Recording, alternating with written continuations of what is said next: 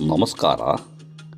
ನುಡಿ ಬೆಳಕು ರೇಣುಕಾ ನಿಡಗುಂದಿ ಅವರ ಪ್ರಜಾವಾಣಿಯ ಅಂಕಣ ಬರಹ ಕುಲ ಕುಲ ಕುಲವೆಂದು ಭೇದ ಭಾವ ಮಾಡದಿರಿ.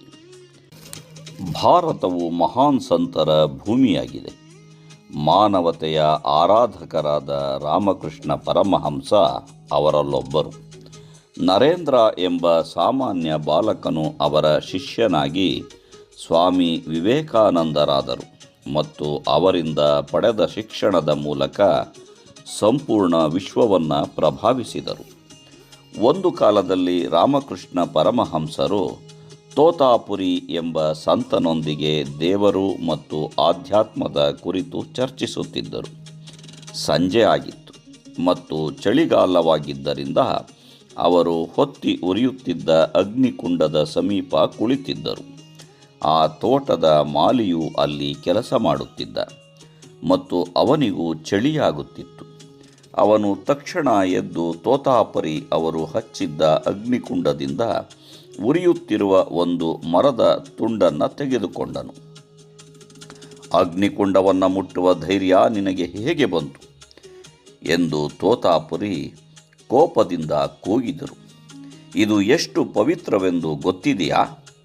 ಹೀಗೆ ಹೇಳುತ್ತಾ ಅವರು ಮಾಲಿಯ ಕಡೆಗೆ ಹೋಗಿ ಅವನ ಕಪ್ಪಾಳಕ್ಕೆ ಹೊಡೆದರು. ಇದನ್ನೆಲ್ಲ ಗಮನಿಸುತ್ತಿದ್ದ ರಾಮಕೃಷ್ಣ ಪರಮಹಂಸರು ಮುಗುಳ್ನಗುತ್ತಿದ್ದರು.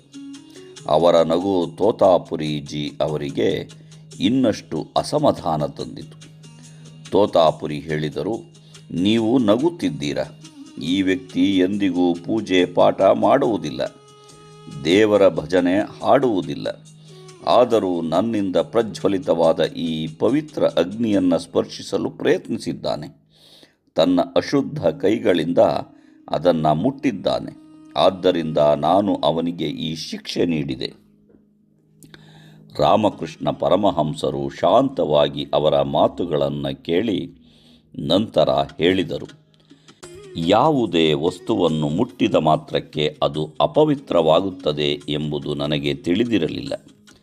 ಕೆಲವೇ ಕ್ಷಣಗಳ ಹಿಂದೆ ನೀವೇ ನಮಗೆ ಏಕೋ ಬ್ರಹ್ಮ ದ್ವಿತೀಯೋ ನಾಸ್ತಿ ಎಂಬ ಉಪದೇಶವನ್ನು ನೀಡುತ್ತಿದ್ದಿರಲ್ಲ. ಈ ಸಂಪೂರ್ಣ ಜಗತ್ತು ಬ್ರಹ್ಮನ ಪ್ರಕಾಶ ಮತ್ತು ಪ್ರತಿಬಿಂಬವೇ ಹೊರತು ಬೇರೆ ಏನೂ ಅಲ್ಲ ಎಂದು ನೀವೇ ವಿವರಿಸುತ್ತಿದ್ದೀರಲ್ಲ. ಆದರೆ ಈಗ ನಿಮ್ಮ ಮಾಲಿ ಅಗ್ನಿಯನ್ನು ಮುಟ್ಟಿದ ಕಾರಣಕ್ಕೆ ನೀವು ನಿಮ್ಮ ಎಲ್ಲ ಜ್ಞಾನವನ್ನೇ ಮರೆತು ಅವನನ್ನು ಹೊಡೆಯಲು ಮುಂದಾಗಿದ್ದೀರಿ. ಇದನ್ನು ನೋಡಿ ನನಗೆ ನಗು ಬರದೆ ಇನ್ನೇನು ಬರುತ್ತದೆ? ಪರಮಹಂಸರು ಗಂಭೀರವಾಗಿ ಹೇಳಿದರು, ಇದರಲ್ಲಿ ನಿಮ್ಮ ಯಾವುದೇ ತಪ್ಪಿಲ್ಲ. ನಿಮ್ಮನ್ನು ಸೋಲಿಸಿರುವ ಶತ್ರು ಸಾಮಾನ್ಯನಲ್ಲ, ಅದು ನಿಮ್ಮೊಳಗಿನ ಅಹಂಕಾರ. ಅದನ್ನು ಜಯಿಸುವುದು ಸುಲಭವಲ್ಲ. ತೋತಾಪುರಿ ಅವರಿಗೆ ತಮ್ಮ ತಪ್ಪಿನ ಅರಿವಾಗಿತ್ತು.